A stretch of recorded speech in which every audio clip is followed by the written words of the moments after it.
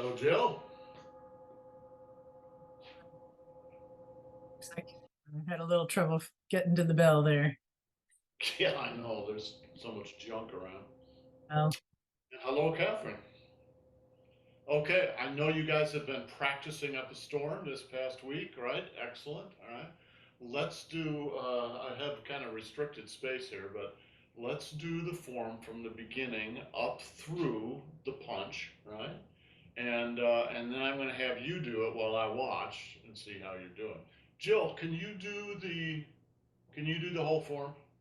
uh, I have not done the actual form. I was just concentrating on move 10. So, Okay, that's good. Then I'll have Catherine do it. You can just go ahead and follow me, and you can follow Catherine, and we'll fill it in as time goes on. Okay, from the beginning.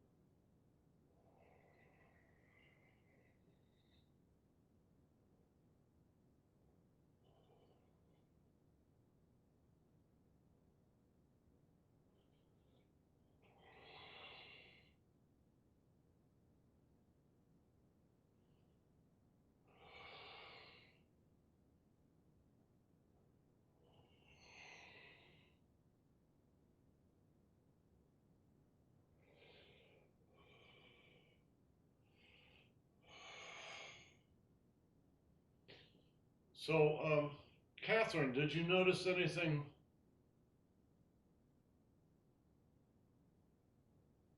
Did you notice anything different about the timing? It was slower. A little slower, yeah. Okay, anyway, Catherine, go ahead. You So, lead, Jill follow, and I'm gonna watch you guys. okay, one sec, because I need my husband to be finished with the watering stuff. Okay, he's done. Okay. He's done. Okay, go for it.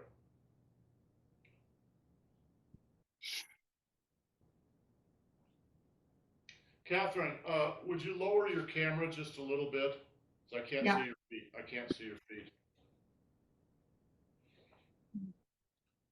Good.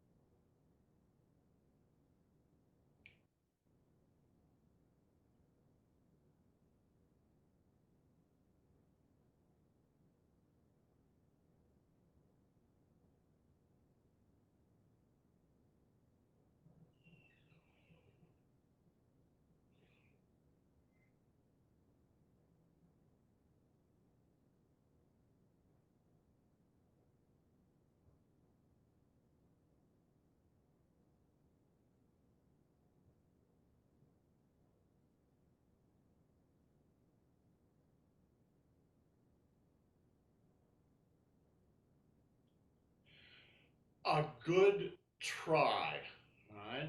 We're gonna have to go over that last move a few times. So I wanted to say a couple things because I've been thinking about this, and this maybe will be good for Jill if she's actually going to join in the class, which I hope you do, Jill. When you first learn, especially the first form, the point of the first form is to really get Tai Chi. You can always go on and learn more forms. There's many forms, many forms and weapons, etc., etc. But they all work on the same foundation. So the point of the first class, this class that you're in, is the foundation. And that makes it very difficult. This is honestly the hardest thing you will ever do in Tai Chi is this class. This class, if you do it correctly, lasts a minimum of 2 years, and really a little bit more like 4 years. It's difficult. It just is, because you're learning this and this and this and this and this, and then you got to bring them all together. And it's hard. It just is. But it's also a lot of fun, I hope. The first thing you learn, and this is what you guys are doing right now, is just the outer choreography. What the physical body is doing. Oh, I'm doing this, and then I'm doing this, and then I'm doing this, etc., etc. That's a lot. They call this a 24 movement form. It's a very, very condensed version of the longer 83. But it's not actually 24 movements. It's much closer to 400 or 500 movements. It's a lot to learn. That whole thing, actually, you'll be working on that for 5 or 10 years before you grab it all, right? But let's say at a reasonable level, 2 to 4 years. And in America, that's basically what everybody thinks Tai Chi is.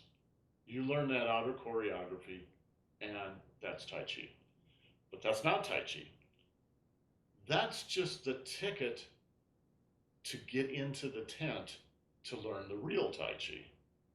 Because the real Tai Chi is not physical motion. It's mental and energetic motion. Obviously, it's physical too, so we start with that because it gives you something to grab hold of and start to work on. Okay, so you've really worked hard on it every week for 2, 3, 4 years, and you've got the basics of the physical motion, the outer choreography. Now you start to focus on the inside. When I watch Catherine, I see bits and pieces of that.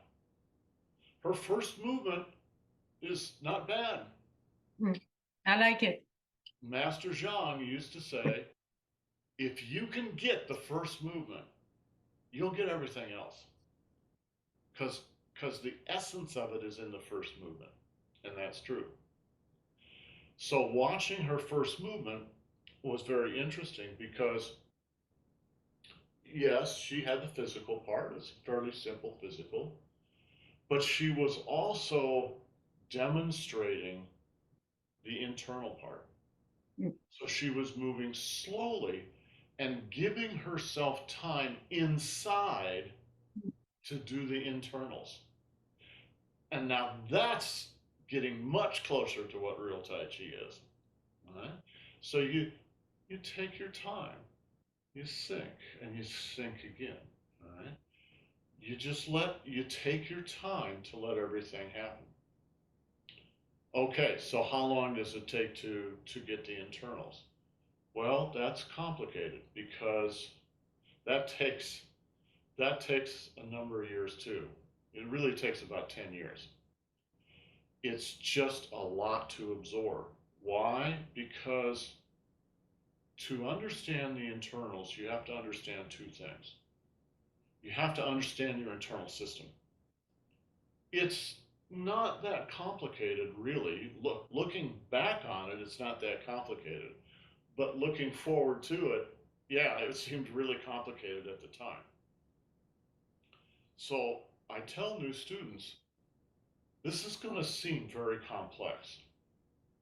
But someday you'll look back and go, oh, it's actually very simple. Tai Chi's actually very simple.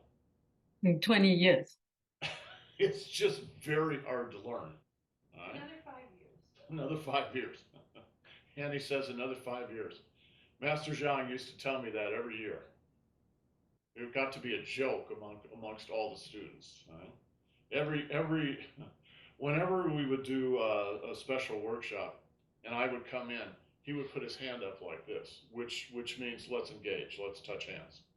And so I would put my hands on his forearm, and he would stop for a second, and then he would say, maybe 5 more years. What he was doing was reading your energy. He's reading your mind. He's reading your body energy, and he can tell where you're at in the process by that. And of course, he was absolutely right too. It takes a long time to mature into this. It's like a really fine wine, right? And it has to mature into its full body. So, on the one hand, then you've got to understand how your internals work. On the other hand, you have to understand what's actually going on in the form. Not just the sort of gross movement, but the intention. That internal stuff is called Neigong. Right? Ne means inside, Gong means work or cultivation. So your inner cultivation. All right? The mental intention is called Xin Yi, which means literally heart mind. You have to have both of those, because you don't know what to do with your inner body if you don't know what you're supposed to be doing in the outer world. If you're sort of vague about I don't know what I'm doing, then your intention is vague, and your body is going to be vague, your energy is going to be vague. And Tai Chi is very relaxed, but it's also very exact. Mm. All right? Because I was much better this morning by myself. I mean, it's because I have the camera. This morning, I was really happy with what I was doing, but tonight wasn't good. I'm the same way. This morning, I was Olympic quality, right? But as soon as you get in front of other people on a camera, it all vanishes away, right? Yeah. That's just part of the process too. Someday I'll tell you about going to China and having to perform in front of 800 people. I wouldn't do it. It was interesting, right? So Tai Chi is very relaxed.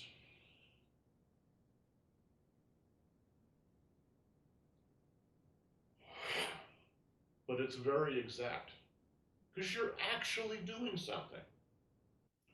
And what you're doing with this second phase is integrating your mind, your inner energy body, and your outer physical body.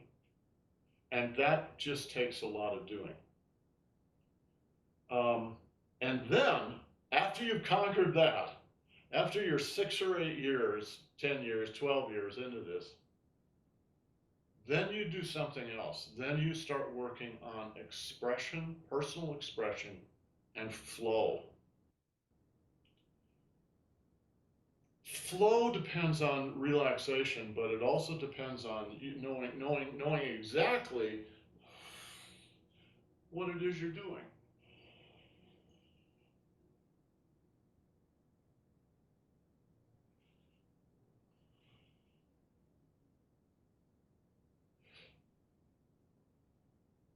Watch.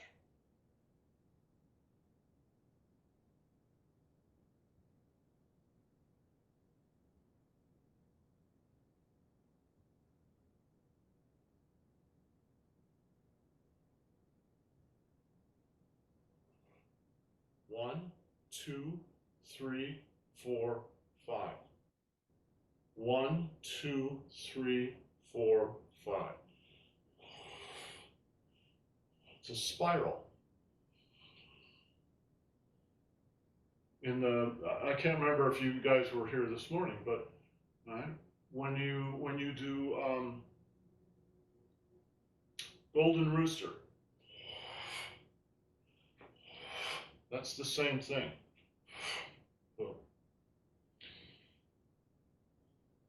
That's when it all comes together. So it's like any other art. First you copy the outside, then you learn the inside, then you go on to personal expression, and then something happens and it just starts to flow. All right? You guys are in stage 1. And this is the stage. Most people, I'll tell you, 9 out of 10 people never get through stage 1. I want to get it. That's true for me and my students. That was true for Master Zhang and his students. It's true for Grandmaster Feng and his students.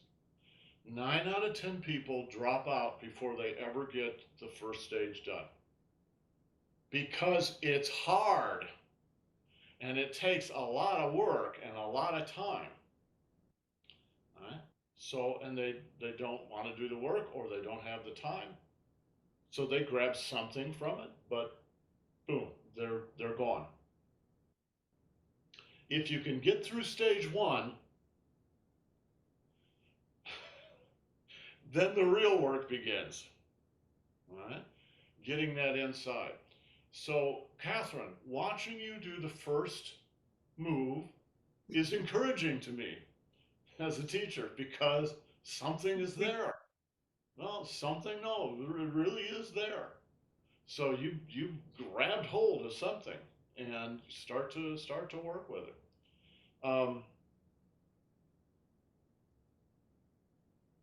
Anyone can do Tai Chi. I firmly believe that. Everyone can do Tai Chi, but very few people do. Because it's just so much work to do it. Jill, what do you think? About anything? About anything? Yeah. I don't know. I guess I was thinking about this article in the Atlantic about how they've just proven that there's like energy spiraling through everything. One of my favorite realizations about that, I'll do this visual. Maybe I'll find it this afternoon and I can show you guys. We all have a picture of the solar system that we live in, right? And there's the sun, and then there's the planets, and the planets go around the sun, right? In kind of a big disk, right? I don't really have any big discs here. Well, I kind of have a big disc here. I'm gonna have to get myself a new clock here, right? So it's kind of a big disc that goes around and around and around, right? That's the picture that we all have because it's in every science book in the world, right? But it's not true. That's not how it works. Because that's just a static, two-dimensional representation. It's important to have that picture and to understand that. But if you want to understand how the solar system really works, you have to go three-dimensional and it has to be dynamic. Then you're going to get a completely different picture of what actually is going on. And that's really a lot like Tai Chi. Of course we can all move. But much of our movement is learned and then it's edited. Our movement is edited. We don't understand that. Jill, you don't understand that. Your movement is edited by your culture. Now, some people less, some people more, nevertheless. And one of the things that you are doing in Tai Chi is looking past that cultural editing to what the human body can actually do. So learning about the internals, learning about Neigong and Xin Yi is really very scientific. It's not the Chinese way of moving. That is not what it is. What it is these Chinese masters looked at the human body and this is what they saw. So for instance, I may have mentioned this a couple of weeks ago.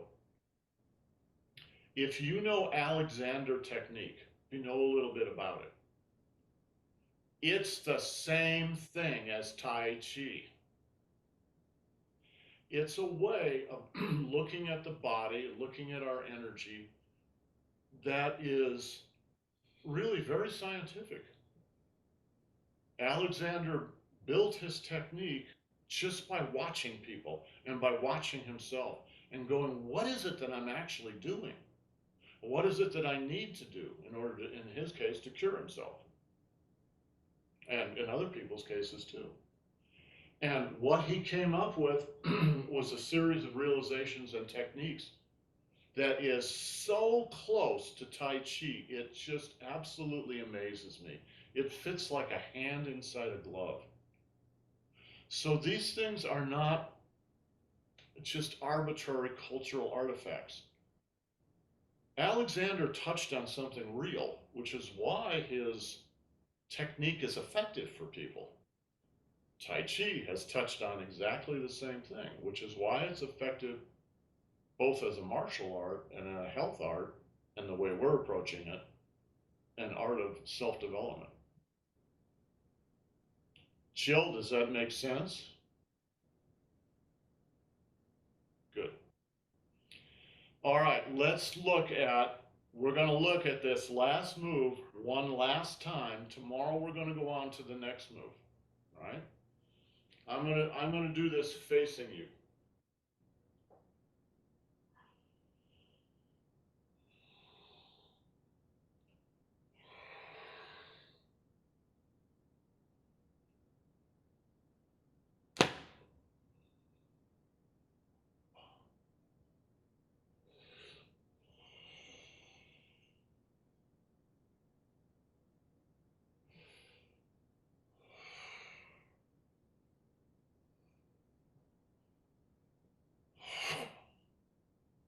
All right, let's go through this. We've got about 10, 15 minutes here. Let's go through this. Chin up. Palms facing each other. Chin up. You're sinking into this quad.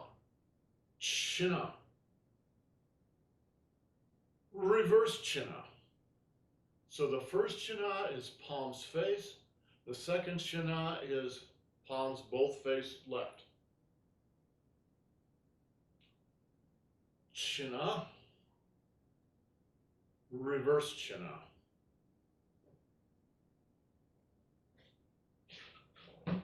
Sorry, my room is such a mess here that...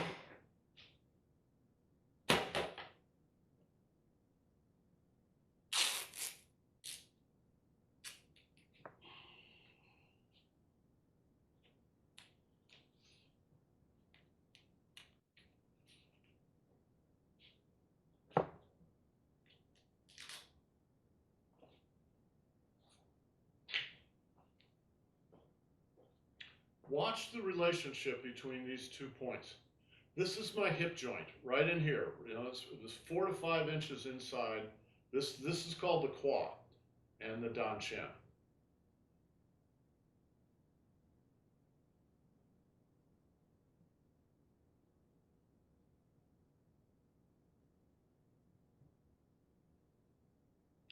I'm closing the hip joint. The outer movement is this.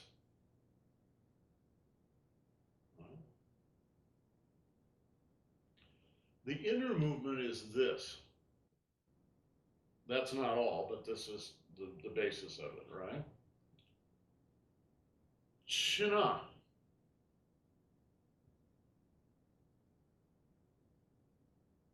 Reverse China.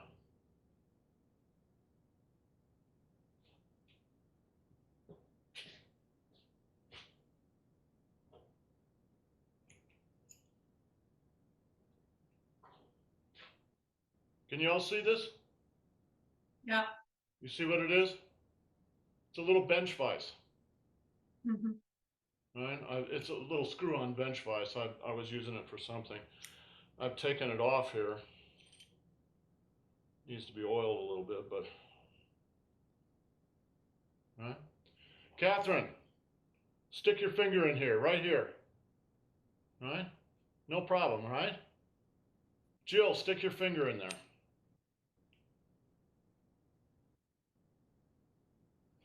All I'm doing is using one little finger to turn this. Go ahead, stick your finger in. You're going to have a very flat finger really soon.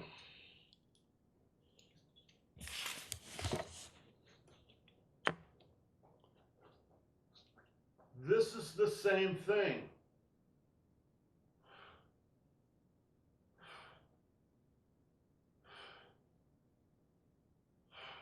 It's not the hands doing this.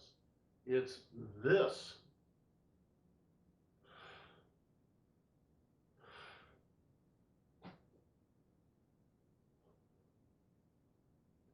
The hands add a little bit on top. The hands are icing. This is the cake. Boom. Boom. I once saw Master Zhang, my teacher, kind of wrestling, fooling around with a guy, a visitor. And they were messing around. They were down in horse stances, right? So they were messing around, and the guy had his hand on Master Zhang's thigh, and Master Zhang went like this, just with his stomach, and the guy couldn't get his hand out. Master Zhang was so well developed down here that in the first couple years when I was practicing with him, I remember he would just wear a t-shirt on hot days, right? And so it's hard to see with my black hair, but he just wore a white t-shirt. His abdomen would move like there was something underneath his shirt. We called it his bag of squirrels. It was like there was something underneath there moving around. He was so well developed and so articulate. It's this part of your body that really does the movement. Well, China. Reverse China. So Jill, talking about this, we're talking about the second level. So I've been teaching Catherine the first and second level at the same time. I'm not sure that's a good idea, but I'm doing Yes. it. Yes. It is. Catherine says yes. All right. But we'll teach it, we'll finish the form, and then we're going to have to go through it again.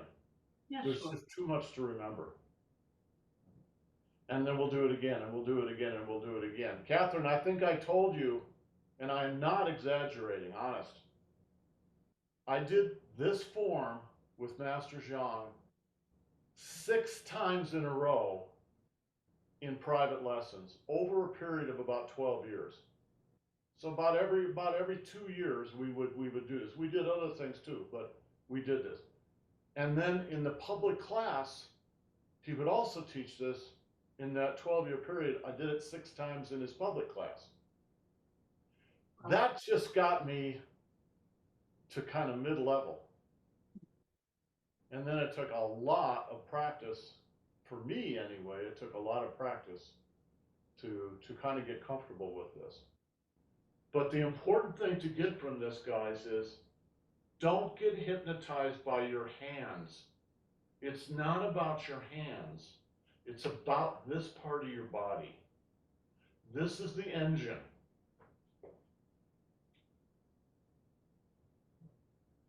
chin up, reverse chin up, set, throw. Watch my foot down here. Watch my foot. Again, it's your body. Up, across, down. So it's a big circle. You're lifting, you're turning, you're pressing down. And the other hand comes behind in the same way. 1, 2, 3.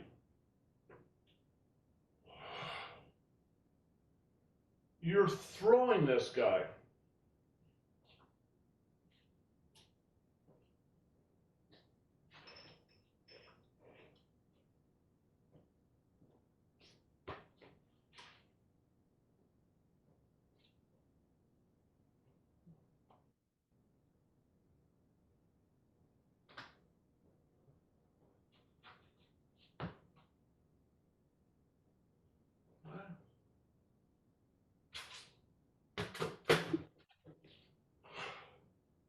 Right? You're throwing him over your leg.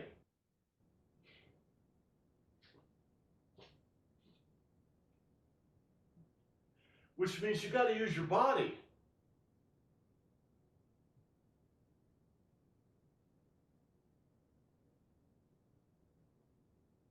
Yes, Catherine, that's much better. Try it. I did the throw really fast just to look cool, but try it slowly. Chin up,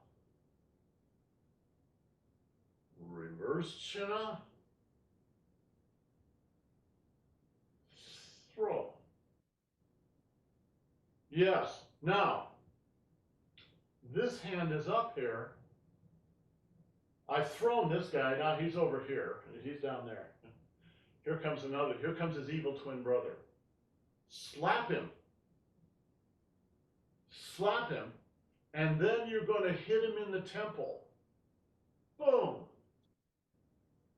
Now, he's good. He's good and he's smart and he's fast. Before you hit him in the temple, he grabs you. He blocks it and grabs you. Pull him in, knock him off. Boom. That's the first sequence. Chin up. Reverse chin up. Set. Throw. Hit or block. Hit and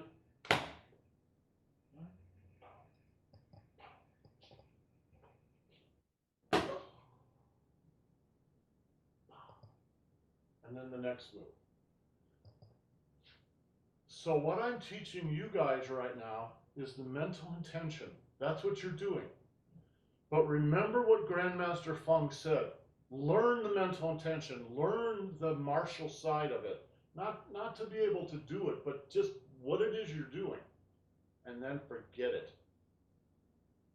Once you understand what you're doing, what's important is moving the insides, not pretending you're a martial artist.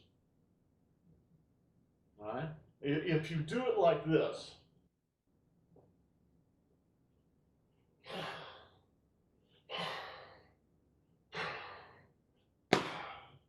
yeah, okay, yeah, you're a real fancy martial artist. That is absolutely the wrong way of. There are people that practice that way, not Tai Chi, but other martial arts. Totally the wrong way to practice Tai Chi. You shouldn't be thinking about all that fierce crap. You should be thinking about keeping your physical body comfortable, exploring and exercising your energy body, and relaxing and stretching your mind out. My hands don't go out on their own. My mind went out. My mind went out, my energy followed it, and my physical body followed the energy. How it goes, guys, is like this. Your spirit moves first. Your mind follows your spirit. Your energy follows your mind. Your physical body follows your energy. That's what you're practicing. And to do that, you just need to slow down. All right? If you practice really, really tough like that, that means you're probably a young man, maybe a young woman, but certainly a young man. Right? There's a lot of testosterone in that. That's fine. There's nothing wrong with that. Go do that. But that's not what this is about. This is about, right? What does my spirit say?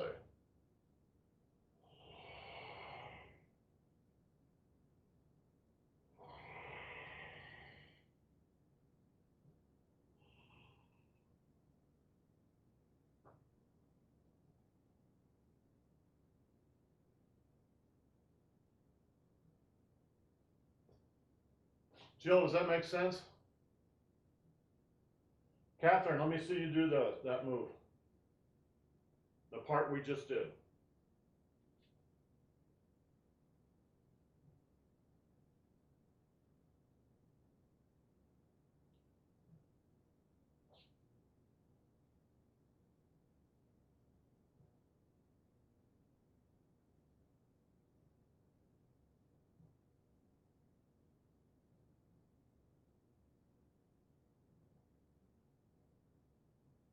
Good. That's some of the best Tai Chi you've ever done. Now, but, two things.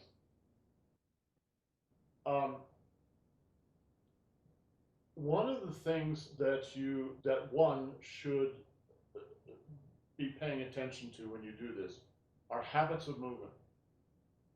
Now, a habit is unconscious. All right?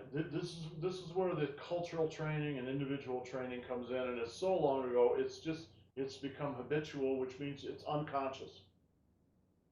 So I'm going to tell you two things that you do habitually that you don't even know you do. I've mentioned one before. Your elbows. Mm. All right? Now, many people do this. It's not just you. There's, you might say in Tai Chi, there's a principle to keep your elbows down, not up. Now, I'll tell you what. Try this. Stand with your feet side by side, comfortable. All right? Now, raise your elbows. Can you feel the chi going up your back? When the chi goes up like this, it presses into the diaphragm and makes it hard to breathe. It pressurizes the upper thoracic area, including the heart. I can feel it. It's very uncomfortable. Now, I'm going to just lower my elbows.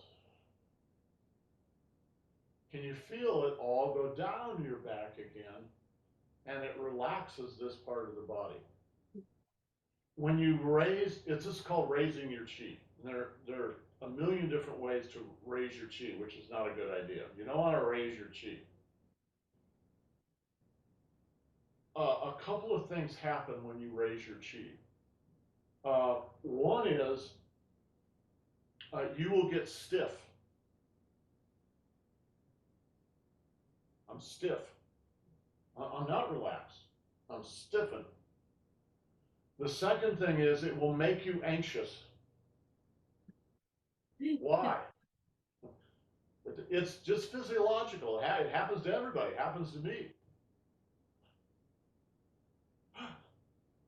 Oh, there's a tiger. Oh, all right. That's the fright response. Or I should say it's the fright reaction. It's not a response, it's a reaction. All right? You're freezing your body, lifting your chi. All right? Okay. Catherine, you're doing it a little bit.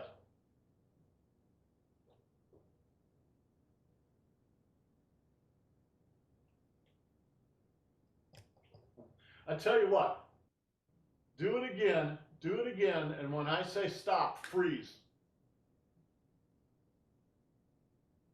Watch her elbows. I'm so self-conscious right now.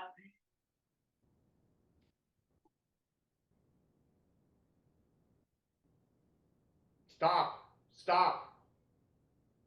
Look at your left elbow. What she's doing is this. She's rotating her arm, and that lifts her elbow. So how do you get rid of it? Just rotate your arm back. Yeah. That's what I mean. It's just a habit. It's a physical habit. Can Jill do it so I can see if she's doing it or not? Jill, try it.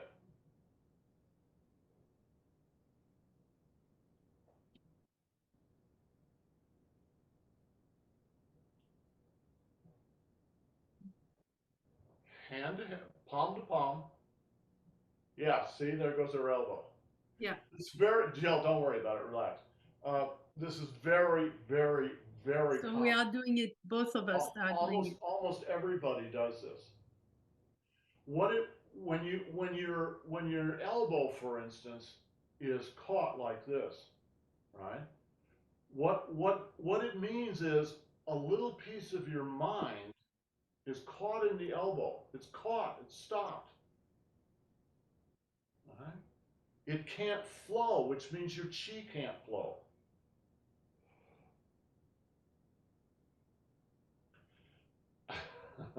Just relax.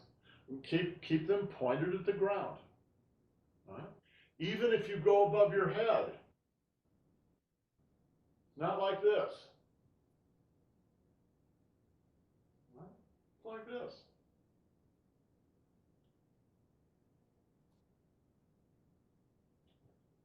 All right, we'll pick it up there tomorrow. Ciao, guys. Practice. Susan, give me 10 minutes. I think I'm going to make a poster that says, keep your elbows pointed down. We had a lot of T-shirts made in Master Zhang's class. What was one of them? I'll have to remember what they were, but he would tell us the same thing over and over and over and over, and it literally took years to sink in until we finally got it. Right? Finally, you go, oh, he's talking to me. He means I should keep my elbows down. Oh, now I get it, right? Yeah. Just stay relaxed and keep your elbows down. That's it. All right, we'll see you tomorrow. Okay.